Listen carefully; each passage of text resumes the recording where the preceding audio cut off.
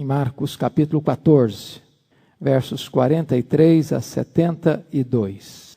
E logo falava ele ainda, quando chegou Judas, um dos 12, e com ele, vinda da parte dos principais sacerdotes, escribas e anciãos, uma turba com espadas e porretes. Ora, o traidor tinha lhes dado esta senha: aquele a quem eu beijar é esse, prendei-o e levai-o com segurança. E logo que chegou, aproximando-se, disse-lhe: Mestre, e o beijou. Então lhe deitaram as mãos e o prenderam. Nisto um dos circunstantes, sacando da espada, feriu o servo do sumo sacerdote e cortou-lhe a orelha. Disse-lhes Jesus: Saístes com espadas e porretes para prender-me como a um salteador? Todos os dias eu estava convosco no templo, ensinando, e não me prendestes. Contudo, é para que se cumpram as Escrituras. Então, deixando-o, todos fugiram.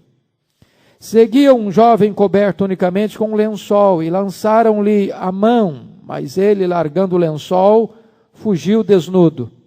E levaram Jesus ao sumo sacerdote, e reuniram-se todos os principais sacerdotes, os anciãos e os escribas. Pedro seguiu de longe até o interior do pátio do sumo sacerdote, e estavam assentado entre os serventuários, aquentando-se ao fogo. Os principais sacerdotes e todo o sinédrio procuravam algum testemunho contra Jesus para o condenar à morte, e não achavam, pois muitos testemunhavam falsamente contra Jesus, mas os depoimentos não eram coerentes. E levantando-se alguns, testificavam falsamente, dizendo: Nós o vimos declarar: Eu destruirei este santuário, edificado por mãos humanas, e em 3 dias construirei outro, não por mãos humanas. Nem assim o testemunho deles era coerente. Levantando-se o sumo sacerdote no meio, perguntou a Jesus: Nada respondes ao que estes depõem contra ti? Ele, porém, guardou silêncio e nada respondeu. Tornou a interrogá-lo o sumo sacerdote e lhe disse: És tu o Cristo, o Filho do Deus bendito? Respondeu Jesus: Eu sou. E vereis o Filho do Homem assentado à direita do Todo-Poderoso e vindo com as nuvens do céu. Então o sumo sacerdote rasgou as suas vestes e disse: Que mais necessidade temos de testemunhas? Ouvistes a blasfêmia, que vos parece? E todos o julgaram réu de morte. Puseram-se alguns a cuspir nele, a cobrir-lhe o rosto, a dar-lhe murros e a dizer-lhe: Profetiza! E os guardas o tomaram a bofetadas. Estando Pedro embaixo no pátio, veio uma das criadas do sumo sacerdote, vendo a Pedro, que se aquentava, fixou e disse: Tu também estavas com Jesus o Nazareno. Mas ele o negou, dizendo: Não o conheço, nem compreendo o que dizes. E saiu para o alpendre, e o galo cantou. E a criada, vendo-o, tornou a dizer aos circunstantes: Este é um deles. Mas ele outra vez o negou.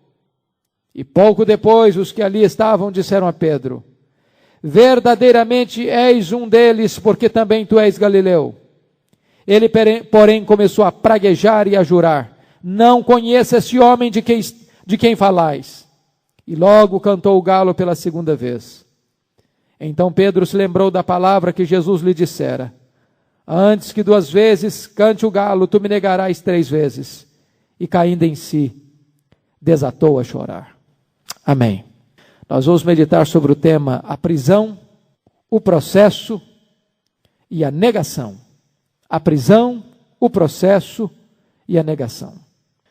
É digno de nota que Jesus Cristo tinha entrado no jardim do Getsêmani profundamente angustiado, mas depois de ter orado, ele saiu do Getsêmani completamente encorajado, fortalecido, disposto a enfrentar seus inimigos.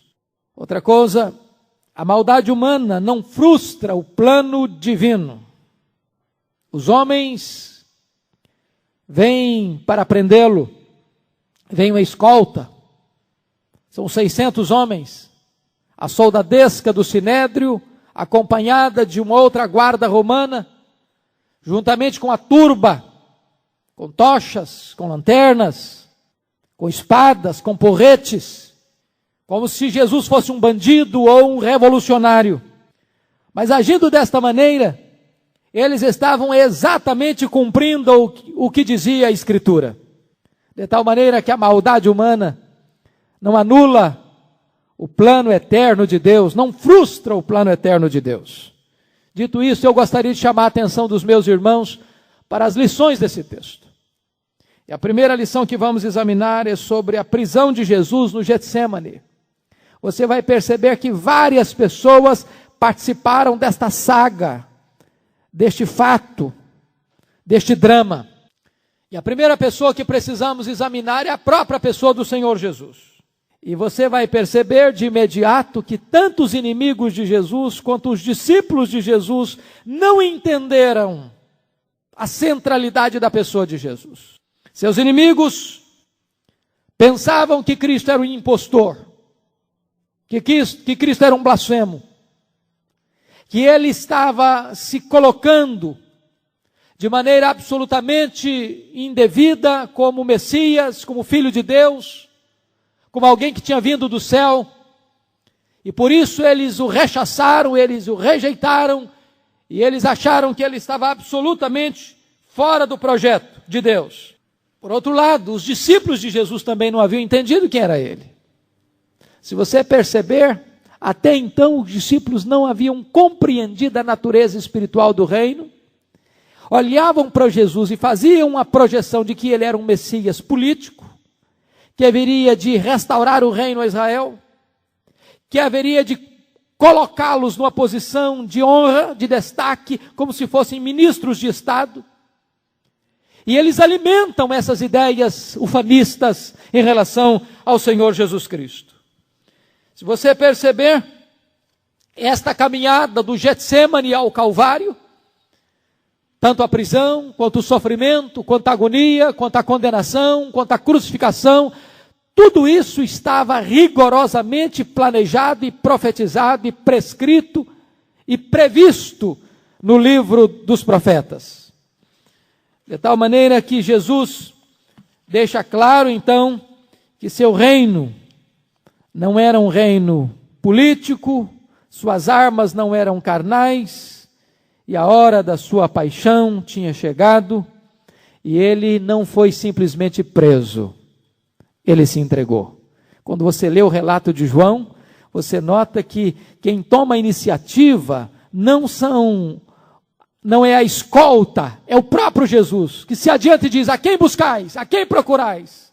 E eles respondem: a Jesus o Nazareno. E Jesus diz: sou eu. E diz a Bíblia que esta guarda cai por terra. Então é Jesus que se apresenta, ele que se entrega, ele voluntariamente se entrega. Diante de tudo isso, é Jesus quem está dirigindo as circunstâncias, ele quem está no controle de toda a situação.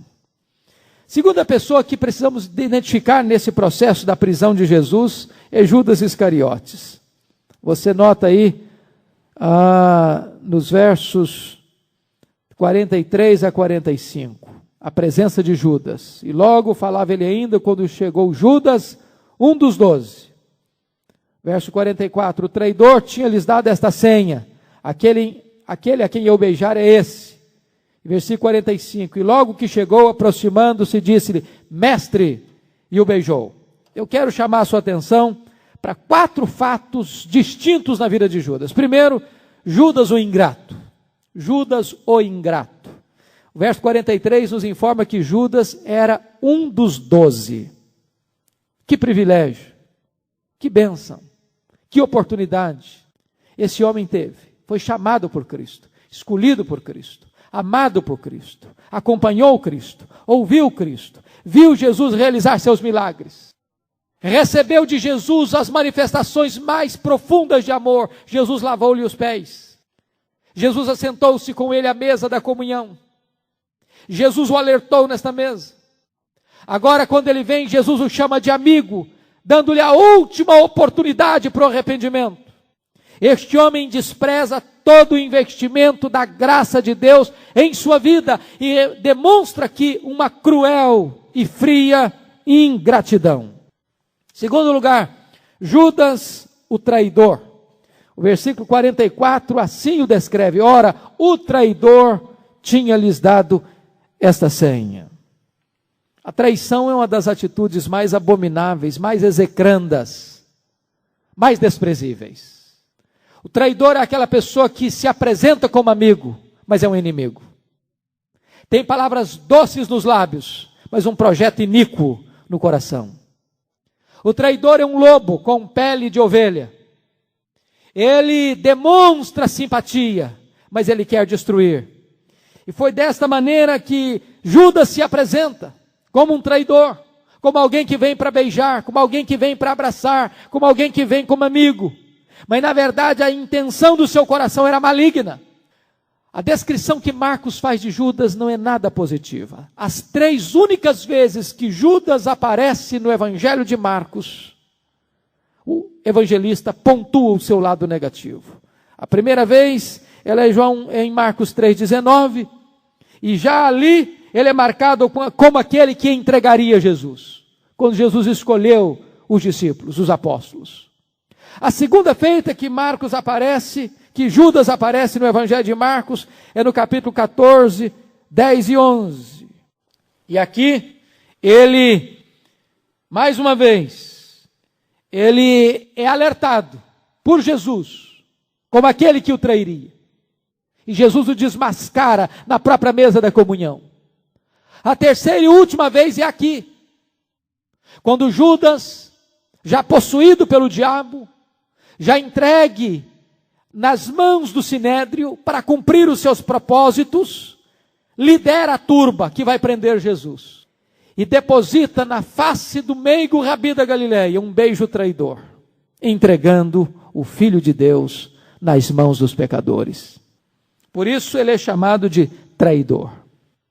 Terceira coisa que eu quero destacar sobre Judas: Judas, o enganado. Note vocês a fala de Judas, no versículo 44. Aquele a quem eu beijar é esse, prendei-o e levai-o com segurança. Por que Judas disse isso? Prendei-o e levai-o com segurança. Possivelmente Judas acompanhou atentamente todas as vezes que os fariseus, que os escribas, que os herodianos, mancomunados, tentaram prender Jesus, tentaram apanhar Jesus, e não tinham conseguido até então, nem prendê-lo, nem apanhá-lo em palavras. Certa feita, o evangelista João registra isso, os judeus tomaram a decisão de prender Jesus e mandar os guardas do templo para prendê-lo, e eles voltaram dizendo: olha, nunca vimos ninguém falar como este homem, e não conseguiram lograr êxito. Possivelmente Judas pensou que Jesus fosse reagir à prisão. Possivelmente Judas pensou que os discípulos de Jesus Cristo travariam uma batalha com armas carnais, com armas físicas. Possivelmente ele pensou que Jesus Cristo iria se evadir do local, ou iria medir forças com os seus exatores, e por isso ele está enganado acerca de Jesus. Jesus veio exatamente para essa hora. Jesus veio exatamente para esse momento.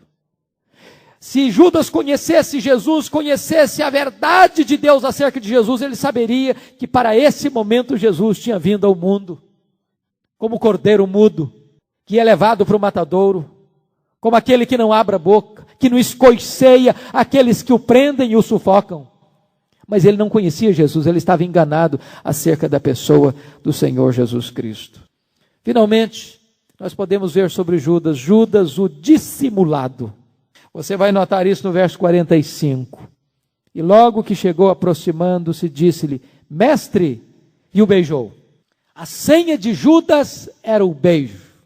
E naquela época era costume os rabinos serem beijados num gesto de respeito e de afeto por pessoas que eram ensinadas e doutrinadas por eles. Agora, um fato interessante nós podemos notar. No verso 44 ele diz: esta é a senha, aquele que eu beijar. E usa uma palavra, a palavra grega filém, é beijo, palavra comum para beijo. Mas quando chega no verso 45, E logo que chegou, aproximando-se, lhe disse: mestre, e o beijou. A palavra beijou já não é a mesma filém, é a palavra catafilém. E aqui existe uma diferença imensa, porque o prefixo catá é intensivo. Por isso catafilém fala de um beijo intenso, efusivo, ardente. Era a mesma palavra usada para descrever o beijo de um amante à sua amada. Não apenas era um beijo efusivo, mas a palavra sugere também um beijo demorado, longo. E por quê? Porque este beijo era uma senha. E nesse sentido, Judas estava dando à multidão a oportunidade de ver a pessoa que deveria ser presa. Então ele demonstra algo intenso, efusivo, apaixonado, apenas para esconder seus propósitos mais execrandos, mais abomináveis. É digno de nota que Jesus Cristo dirige-se a ele dizendo: amigo. Outro evangelista que narra diz: amigo, por que vieste? Com um beijo traz o Filho do Homem. Jesus o chama de amigo, e Jesus é amigo dos pecadores. Esta foi a última oportunidade que Judas teve para refletir sobre o seu pecado, mas ele estava tão endurecido e tão dominado por Satanás, e tão prisioneiro da ganância, que diz a Escritura que ele saiu dali e foi se enforcar, antes devolvendo o dinheiro de sangue inocente. Outro fato digno de nota é que você nota lá na mesa da comunhão, quando Jesus levanta a questão: um de vós me trairá, vai me trair. Diz o texto que todos perguntam: porventura sou eu, Senhor? Mas Judas não faz essa pergunta. Porventura sou eu, mestre? A Bíblia diz em 1 Coríntios 12:3 que ninguém pode dizer Senhor Jesus, senão pelo Espírito Santo de Deus. E mais uma vez Judas não trata Jesus de Senhor. Salve, mestre. Não o chama de Senhor. Ele tem consciência agora que Jesus não é o Senhor da sua vida. Terceiro lugar, vamos ver quem participa mais, a turba. Versículo 43. Acompanhava, diz o texto aí, os principais sacerdotes, escribas, anciãos e uma turba com espadas e porretes. João vai dizer que era uma escolta, e uma escolta era 1/10, a 10ª parte de uma legião. Uma legião eram 6.000, e uma escolta eram 600 soldados romanos. Desta maneira, nós precisamos entender que o Sinédrio, ele tinha à sua disposição, porque ele geria toda a parte religiosa de Israel, ele tinha um destacamento policial para cuidar da ordem do templo. Mas possivelmente aqui, o sumo sacerdote Anás deve ter solicitado, o sumo sacerdote Caifás deve ter solicitado um reforço ao governador Pilatos. E como o governador tinha toda a precaução para não haver revolta no período das festividades em Jerusalém, certamente ele destacou mais soldados para aquele empreendimento, a prisão de Jesus. E esta escolta vem, e esta turba vem munida, armada até os dentes, com lanternas, com tochas, com porretes, com espadas, para prenderem a Jesus. Se você perceber, o Senhor Jesus Cristo é apanhado e vai sozinho, e sofre sozinho, e morre sozinho, para que aqueles que creem nele não vivam mais sozinhos. E vem a quarta pessoa aqui que merece destaque, que é Pedro, versículo 47, nisto um dos circunstantes, sacando da espada, feriu o servo do sumo sacerdote e cortou-lhe a orelha. Nós sabemos que este circunstante é Pedro, e sabemos que a orelha cortada era de Malco, servo do sumo sacerdote, um dos soldados do sumo sacerdote, um dos soldados do templo. E você percebe aqui que Pedro não entendeu até agora o que está acontecendo, porque dormiu, porque não vigiou, porque não discerniu. Ele está lutando na hora errada, com armas erradas, com o motivo errado, com o propósito errado, com a motivação errada. E se Jesus não tivesse curado a orelha de Malco, possivelmente Pedro estaria preso e em vez de 3 cruzes no Calvário, teríamos 4. Ele não está compreendendo a natureza da luta que está se travando. E a Bíblia nos informa que Jesus Cristo disse, no outro evangelho está registrado isso, Pedro, guarda a tua espada, porventura não beberei eu o cálice que meu Pai me deu para beber. Ou seja, Pedro, chegou a minha hora, eu não vou evadir, eu não vou fugir, eu não vou lutar, para essa hora eu vim, então guarda a tua espada, porque eu beberei o cálice que meu Pai me deu para beber. Quinto lugar, vamos ver aí os discípulos, versículo 50, então deixando-o, todos fugiram. Você nota uma coisa, que todos os discípulos disseram com Pedro, lá no cenáculo, jamais te abandonaremos. Quando Jesus disse, ferirão o pastor e as ovelhas se dispersarão. Todos vós vos escandalizareis comigo. Pedro disse, Senhor, eu jamais. Eu estou pronto a ir contigo para a morte. Eu estou pronto a ser preso contigo e dar minha vida por ti. E diz a Bíblia que todos disseram a mesma coisa. E diz o texto agora que todos negaram a sua palavra, negaram a sua promessa e fogem de Cristo, espiritualmente e geograficamente. E vem uma última figura aí que faz parte desta questão da prisão de Jesus, versículos 51 e 52. Seguia-o um jovem coberto unicamente com um lençol, e lançaram-lhe a mão, mas ele, largando o lençol, fugiu desnudo. É interessante que este rapaz aqui, nós não sabemos quem ele é, há muitas cogitações, a principal delas é que este rapaz é o próprio Marcos, escritor do Evangelho, mas nós não podemos ter garantia disso. Mas pense comigo nesta cena, porque na verdade a essas alturas Jerusalém está em movimento. Pense você que Jerusalém, para ter aqui 600 soldados, uma escolta, mais os circunstantes, mais os sacerdotes, mais os escribas, mais os anciãos, mais os curiosos, devia ter sido uma grande multidão. Aliás, a Bíblia diz que foi uma grande multidão. Pense vocês no tropel dos cascos dos cavalos, o movimento, o barulho, as janelas se abrindo, a curiosidade aumentando, e de repente um moço olha pela janela, vê o movimento e ele não aguenta de curiosidade e salta para a rua sem se vestir. De tão apressado, ele se enrola num lençol e sai no meio da multidão. E este jovem é mais do que um número, é mais do que uma estatística, este jovem é um símbolo. Símbolo de quê? Símbolo de quem? Se você perceber, em primeiro lugar, este jovem é um símbolo daqueles seguidores de Jesus sem compromisso. Daquele tipo de gente que apenas segue o movimento, apenas gosta do ajuntamento, apenas está curioso, apenas quer ver, num ditado popular, a banda passar. Mas na verdade falta-lhe compromisso, porque é apenas um discípulo casual, apenas seguindo a Jesus casualmente. Faltava-lhe compromisso verdadeiro. Era um discípulo de improviso, movido por curiosidade, mas sem aliança com Jesus. Parece que a roupa dele refletia a postura dele. Você pega um lençol, o que é que você vê num lençol? Não tem amarração. Não tem costura que liga uma coisa com outra. Esse moço também não tinha amarração. Ele não tinha compromisso. Ele não tinha aliança. Ele não tinha vínculos com Jesus. Segunda coisa, você percebe que esse moço simboliza mais. Simboliza aqueles que vivem a superficialidade da vida cristã. Ele estava coberto apenas com o lençol. Arrancado o lençol, nada mais lhe restava. Nada mais lhe cobria. Nada mais lhe protegia.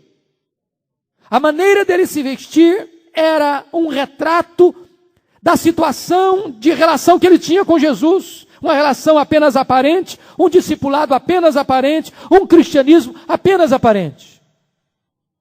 Mas, em terceiro lugar, esse moço simboliza aqueles que preferem aquilo que dá certo, em vez daquilo que é certo. Pensem vocês, ele tem pressa, ele é curioso, ele não pode se vestir, ele não pode perder tempo, ele não pode perder a cena. E ele raciocina, eu vou sair com o lençol, é de noite. De noite diz o ditado que todo gato é pardo. Ninguém discerne as coisas direito.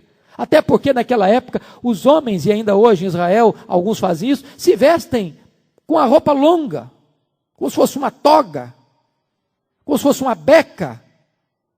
E de repente uma pessoa vestida com lençol está muito parecido com uma pessoa que está vestida de verdade. Ele pensou, vou enganar direitinho, vai dar tudo certo. Não vai ter diferença nenhuma. E ele pensou, vai dar certo. Até que os guardas põem-lhe a mão e arrancam o lençol e ele fica nu, desguarnecido, desprotegido. Quantas vezes nós podemos fazer a mesma coisa? Pensando, eu vou fazer isso, ninguém está vendo, ninguém vai saber, ninguém vai descobrir, vai funcionar. E esta é uma prática absolutamente pragmática, mas que pode ter sérios e graves riscos. Você nota ainda, em quarto lugar, que esse homem faz parte daqueles que querem ser diferentes, mas não fazem diferença. Ele não está no grupo que está prendendo a Jesus? Por isso, os guardas deduzem, ele é um seguidor de Jesus. Se ele não está do lado contrário, ele está do lado a favor.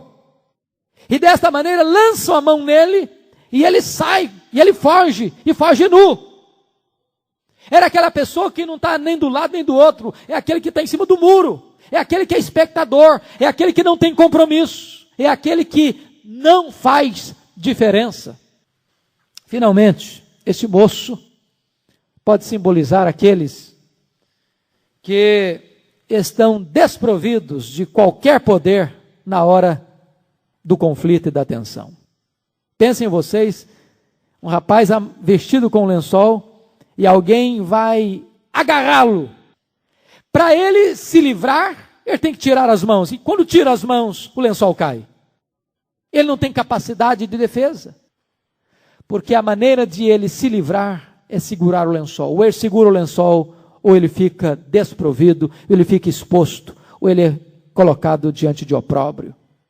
Então, esta é a equipe que faz parte no Getsêmani desta cena da prisão do Senhor Jesus. Vamos ao segundo ponto, que é o processo contra Jesus no Sinédrio. Preso Jesus, agora nós precisamos de ver alguns dados importantes. O processo contra Jesus está eivado de muitos e gritantes erros. Se você perceber, o Sinédrio tropeça nas próprias normas e leis que ele mesmo estabelece. Se você notar, tanto a prisão, quanto o interrogatório, tanto a condenação, estão fora do padrão que o próprio Sinédrio tinha estabelecido na maneira de julgar um prisioneiro. Por que isso? Você pode perceber que este réu já está sentenciado antes mesmo de ser preso. Olha o capítulo 14, versículo 1. Dali a 2 dias era a Páscoa e a festa dos pães asmos, e os principais sacerdotes e os escribas procuravam como prenderiam a traição e o matariam. Eles já tinham veredito. Antes de examiná-lo, antes de ouvi-lo, antes de ouvir as testemunhas, antes de desenrolar o processo, eles já tinham o veredito decidido, definido, réu de morte. Tinham decidido o método por traição. Há um fato curioso. Diz o texto, no versículo capítulo 14, 2, que eles haviam tomado uma outra decisão. Pois diziam, não durante a festa, para que não haja tumulto entre o povo. Mas quando chegam os versos 10 e 11, eles recebem uma ajuda. E esta ajuda vem de Judas.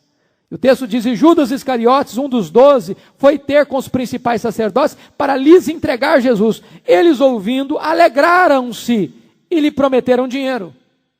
Ou seja, eles antecipam aquilo que eles intentavam fazer depois da festa. E por que antecipam? Porque era o projeto de Deus, era o plano de Deus, que na Páscoa judaica o Cordeiro de Deus fosse morto.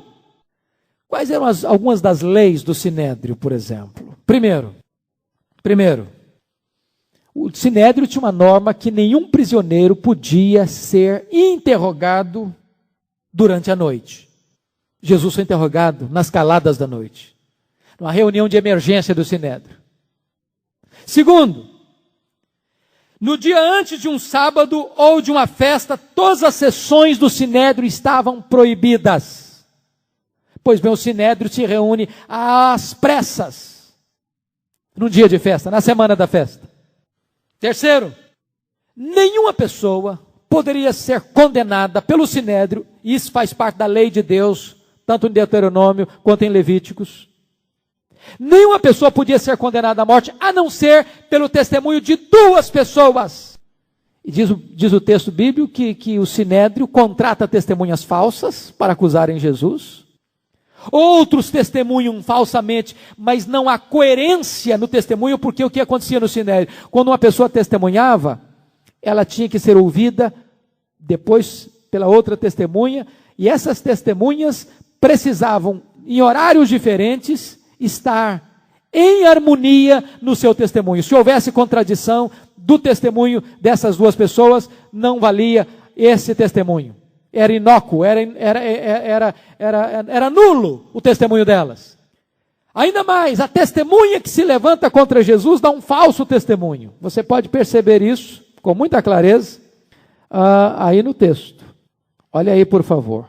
Versículo 57. Levantando-se alguns testificavam falsamente dizendo: nós o ouvimos declarar, eu destruirei este santuário, edificado por mãos humanas, e em 3 dias construirei outro, não por mãos humanas. Você vai perceber que não foi exatamente isso que aconteceu. Você quer saber o que aconteceu, o que Jesus disse? Abra lá em João 2. Abra lá em João 2, versículo 19. Preste atenção. Olha o que Jesus tinha dito. 2,19. Jesus lhes respondeu: destruí este santuário, e em 3 dias o reconstruirei. O que é que eles disseram? Olha o que disseram. Eu destruirei. Olha que mudaram o verbo. Jesus está dizendo, eu destruí. Eles diziam, eu destruirei este santuário edificado por mãos humanas. Isso Jesus não disse, edificado por mãos humanas, eles acrescentaram. Jesus não falou isso. E em 3 dias reconstruí outro. Jesus não falou outro. Não por mãos humanas. Jesus também não falou isso. Notem vocês que eles alteram o que Jesus disse, adulteram o que Jesus disse, acrescentam o que Jesus disse e mudam o sentido do que Jesus disse. Porque o João 2, você vai notar ainda, João 2, versículo 21, o próprio evangelista interpreta o que Jesus quis dizer. Ele, porém, se referia ao santuário do seu corpo. Porque os judeus tinham entendido errado também no versículo 20, replicaram os judeus, em 46 anos foi edificado esse santuário, e tu em 3 dias o levantarás. Ele, porém, se referia ao santuário do seu corpo. Na verdade, como é que era esse falso testemunho contra Jesus? Eles estavam levantando uma acusação gravíssima de que Jesus Cristo iria, através de uma revolta política, conspirar contra a organização religiosa de Israel para destruir o templo, para um atentado terrorista no templo. E naquela época, o pecado contra um santuário sagrado era um dos pecados mais abomináveis. Desta maneira, você vai perceber que a reunião do Sinédrio foi legal, o interrogatório foi legal, o método foi ilegal, a decisão do Sinédrio foi ilegal. Na verdade, Jesus está passando aqui por dois julgamentos, um eclesiástico e outro civil. O julgamento eclesiástico nas mãos dos judeus, o civil na mão dos romanos. Em todos os 2 julgamentos, passou-se em 3 etapas. No julgamento religioso, você vê que Jesus é levado a Anás, nós vamos ver isso daqui a pouquinho. Marcos não foca isso, mas João foca claramente. Depois é levado ao Sinédrio pleno, sob a liderança de Caifás. Certamente esse Sinédrio foi convocado de última hora, na calada da noite, e talvez por isso que Jesus foi levado antes a Anás, que era sogro de Caifás, para dar tempo de Caifás convocar o sinédrio. E depois disso, em terceiro lugar, no capítulo 15, versículo 1, de manhã, eles ratificam a decisão para levá-la para Pilatos. E o julgamento político, também civil, foi em 3 turnos. Levaram a Pilatos, Pilatos manda para Herodes, Herodes devolve para Pilatos. Pilatos, atendendo ao grito da multidão, entrega Jesus para ser condenado. Os juízes não podiam ser piores. Não podiam ser piores. Anás era um homem ganancioso. Vocês lembram que eles estão acuados por Jesus porque Jesus está desbancando a fonte de lucro deles. No começo do ministério de Jesus, Jesus expulsou com azorrague os vendilhões do templo. Agora, fechando as cortinas do seu ministério terreno, Jesus vira as mesas dos cambistas, dizendo que não deveriam fazer da casa de Deus um covil de salteadores. Por quê? Porque os saduceus, que era a classe sacerdotal, que liderava o sinédrio, e o sumo sacerdote saía desta classe dos saduceus, ganhavam lucros, tinham parcerias de lucros com esses vendilhões do templo, onde as pessoas iam para as festas e eles colocavam lá os animais, as pombas e todo o equipamento para os sacrifícios. Quando uma pessoa vinha, não podia usar a moeda estrangeira para comprar os animais dos sacrifícios, então lá estavam os cambistas para trocar a moeda, e nessa troca levavam lucros extorsivos, e em tudo isso os saduceus, os sacerdotes tinham a taxa de lucro, uma parcela de lucro, que dava a eles uma posição folgada financeiramente. Então eles odiavam Jesus, porque Jesus estava batendo de frente com os projetos de lucro fácil na vida deles. Anás era este homem, que tinha sido deposto pelos romanos. Mas como os romanos entendiam que o sumo sacerdote era um cargo vitalício, eles ainda o consideravam, e até porque com muita estratégia conseguiu fazer o genro dele ser o seu sucessor. E então Jesus é levado primeiro a Anás, talvez para dar a linha de interrogação, como matuto que era, como homem experiente no mal que era. Depois você vai ver que Jesus é julgado por Caifás, Jesus é julgado por Herodes, por Pilatos, homens maus, homens perversos, homens iníquos. Jesus está diante de Anás. Você vai ver isso, abra comigo por favor lá em João 18:13, para você entender isso. 18:13. Assim a escolta, versículo 12, assim a escolta, o comandante, os guardas dos judeus prenderam Jesus, manietaram-no e o conduziram primeiramente a Anás. Isso é muito importante. Conduziram-no primeiramente a Anás, pois era sogro de Caifás, sumo sacerdote naquele ano. Ora, Caifás era quem havia declarado aos judeus ser conveniente morrer um homem pelo povo. Você vê então que, estrategicamente, eles levam Jesus primeiro a Anás, para dar tempo de Caifás convocar o sinédrio, mesmo ilegalmente, mesmo na contramão da lei. E se você perceber, eles não querem buscar a verdade, eles querem apenas encontrar um motivo de traição para ter com que condenar o Senhor Jesus. Agora, em segundo lugar, Jesus diante do sinédrio. O sinédrio era a Suprema Corte judaica, composta de 71 membros. 71 membros. Via de regra, formado pelos saduceus, pelos fariseus, pelos escribas e pelas pessoas de grande projeção e respeito na sociedade, chamados os anciãos. Esse sinédrio, em matéria religiosa, tinha poderes absolutos. Como já disse, tinha até uma guarda de soldados destacada para servir ao sinédrio. Mas uma coisa o sinédrio não podia fazer. O sinédrio não podia sentenciar ninguém à morte. Ele podia, no processo, recomendar a morte, mas ele não tinha poder de efetivar a pena de morte. Foi por essa causa que eles reuniram para buscar uma causa, buscar uma razão, buscar um motivo para incriminar Jesus. Contrataram testemunhas, primeiro prenderam Jesus, comprando a consciência de Judas. Depois contrataram testemunhas falsas, mas as testemunhas não eram coerentes. Depois, alguns testemunharam falsamente, usando João 2,19, mas diz a Bíblia que o testemunho deles não era coerente. Até que Caifás faz a pergunta definitiva. E segundo Mateus, usando uma palavra de juramento: conjuro-vos pelo Deus vivo, pelo Deus bendito, és tu Cristo, o Filho do Deus bendito? E notem vocês o valor e a coragem de Jesus, porque Jesus sabia que se respondesse positivamente, aquilo era o selo da sua morte. Ele estaria lavrando a sua própria sentença de morte. Jesus vai além da resposta. Jesus não apenas responde isso. Olha aí, Marcos, que Jesus vai além da pergunta. Ele dá mais do que a resposta. Diante das perguntas, das questões, das acusações, Jesus guardou silêncio, diz o verso 61. Nada respondeu, para cumprir a profecia que como ovelha muda perante os seus tosqueadores. Não respondeu, não redarguiu. Diz o texto: tornou a interrogá-lo o sumo sacerdote e lhe disse: és tu Cristo, Filho de Deus vivo? 62, Jesus respondeu: eu sou.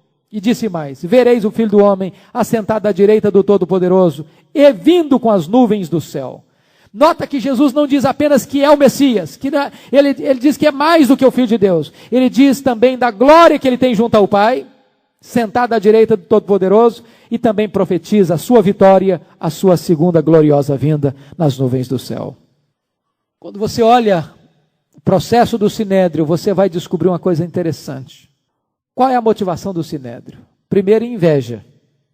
Está aí no versículo 15, versículo 10. Capítulo 15, versículo 10. Pois ele bem percebia que, por inveja, os principais sacerdotes lhe o haviam entregue. Outra motivação, mentira. Versículos 55 e 56 do capítulo 14. Os principais sacerdotes e todo o Sinédrio procuravam algum testemunho contra Jesus, para o condenarem à morte, e não achavam. Pois muitos testemunhavam falsamente contra Jesus, mas os depoimentos não eram coerentes. Terceiro, engano. 61. Ele, porém, guardou silêncio e nada respondeu. Tornou a interrogá-lo o sumo sacerdote e disse: és tu Cristo, Filho de Deus bendito? Finalmente, você percebe que eles eram tomados de violência, porque no versículo 65, depois que Jesus é julgado passível de morte, puseram-lhe alguns a cuspir nele, a cobrir-lhe o rosto, a dar-lhe murros e a dizer-lhe: profetiza, e os guardas o tomaram a bofetadas. Você vai notar agora as testemunhas mentirosas e falsas. O testemunho era também um testemunho incoerente, um testemunho falso. E você vai ver que agora chega o solene juramento, e no juramento Jesus define quem ele é, o Cristo, o Filho do Deus bendito, e finalmente você vai ver a questão da condenação. Chega a condenação, versículos 63 a 64. Então o sumo sacerdote rasgou suas vestes. Que mais necessidade de testemunhas? Ouvistes a blasfêmia, que vos parece? E todos o julgaram réu de morte. Só falta agora os insultos do verso 65. Este é o trama, esta é a saga do julgamento do Senhor Jesus Cristo. Tudo armado, tudo planejado, tudo arquitetado, tudo montado.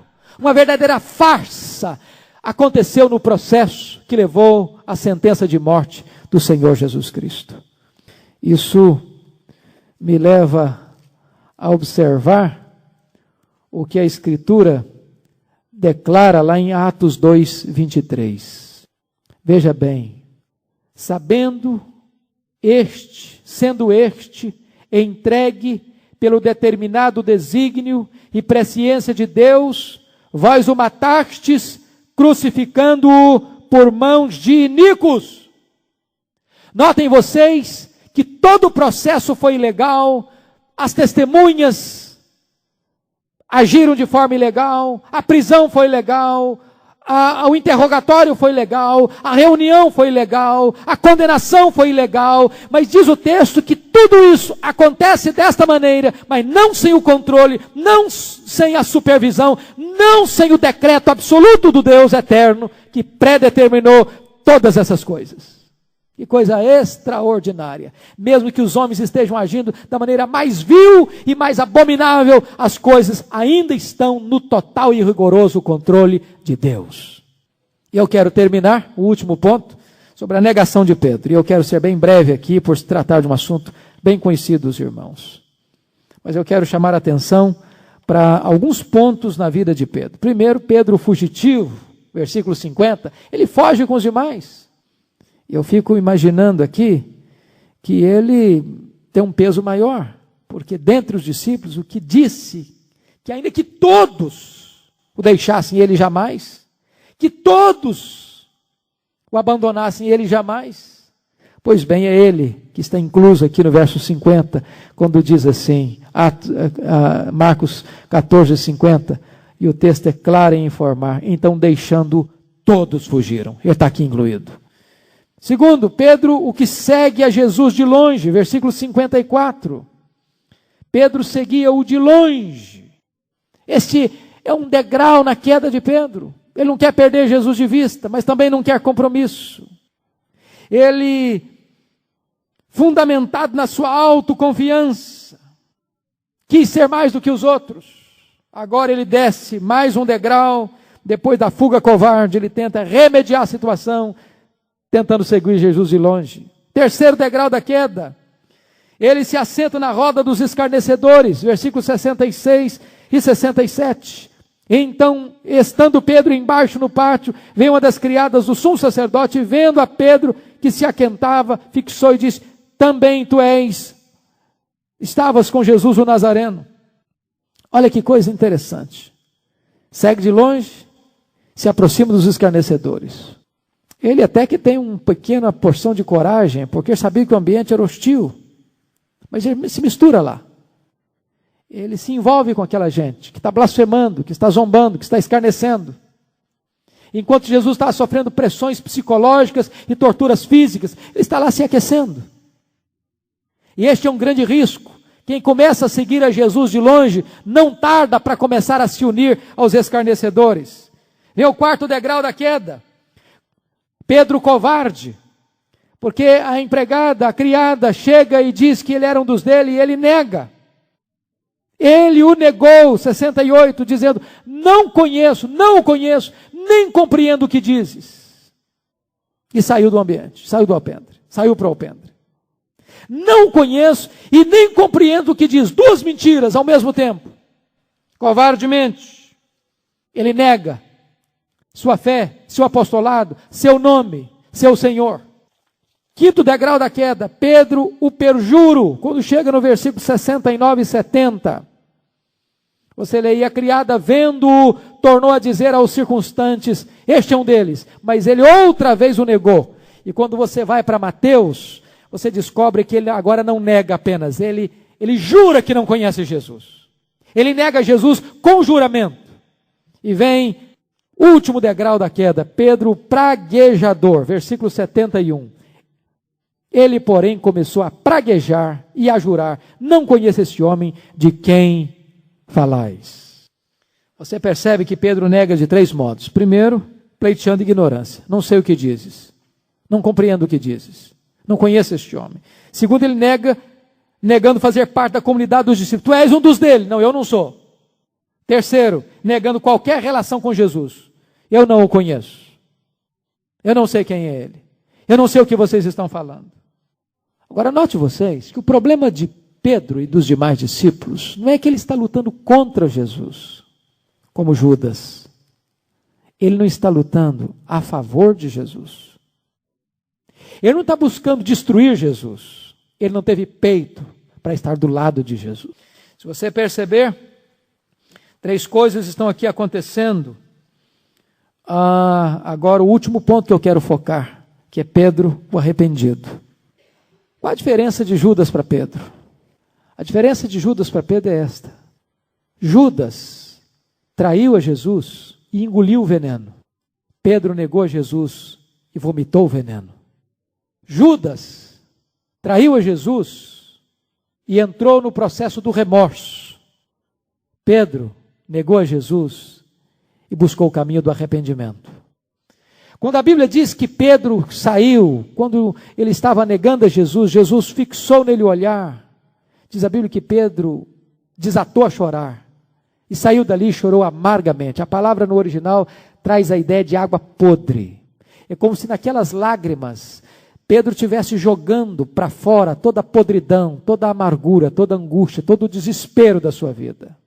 O que levou Pedro ao arrependimento? Primeiro, o olhar de Jesus, que devassa-o, que radiografa a sua alma. Segundo, a lembrança da palavra de Jesus. Não foi o cantar do galo não, irmãos. Tem gente que pensa que é a voz do galo que levou Pedro ao arrependimento. Não foi. O que levou Pedro ao arrependimento foi lembrar-se da palavra de Jesus. Olha aí, versículo 72. E logo cantou o galo pela segunda vez, e então Pedro se lembrou da palavra que Jesus lhe dissera. Não foi a voz do galo que mexeu com a consciência do Pedro, não. Foi a voz de Jesus. O galo foi apenas um despertador na madrugada. Mas o que mexeu com a consciência dele foi a palavra do Filho de Deus. E a terceira coisa que levou Pedro ao arrependimento foi o choro. Esse choro não foi um choro qualquer. Diz a Bíblia que ele desatou a chorar e chorou amargamente. A Bíblia diz que a tristeza, segundo Deus, produz arrependimento para a vida. Tem pessoas que reconhecem o erro. Se você olhar, Judas reconheceu. Judas reconheceu o erro dele. Trair sangue inocente. Judas tomou a decisão, ele devolveu o dinheiro. Não quis ficar com o dinheiro. Mas por que ele foi se enforcar? Porque, na verdade, ele não tomou o caminho de volta para Jesus. Não basta ter consciência de pecado. Consciência de pecado sem tomar o caminho de volta leva a pessoa ao desespero. Arrependimento é quando a pessoa reconhece o seu erro e toma o caminho de volta. Você sabe que Pedro foi resgatado. Pedro foi curado. Porque Jesus se lembrou dele. Porque ele se encontrou com Jesus. Porque ele teve a oportunidade de dizer para Jesus: eu te amo, Senhor. Eu te amo. Que Deus nos ajude, irmãos. Que Deus nos abençoe. E que esse texto que trata da prisão de Jesus, do processo que levou Jesus à morte, e desta postura de Pedro, que na hora mais importante, ele foge, ele nega, ele jura, ele pragueja, ele chora, mas ele tem capacidade de voltar. Que possamos aprender com Pedro. E que nas horas mais amargas da vida, quando você se ver longe ou até fugindo, que você se lembre que o Deus a quem servimos é o Deus de toda graça. É o Deus que dá uma segunda chance. É o Deus que pega o filho pródigo de volta e o abraça e o beija e o restaura. Que Deus nos abençoe. Amém.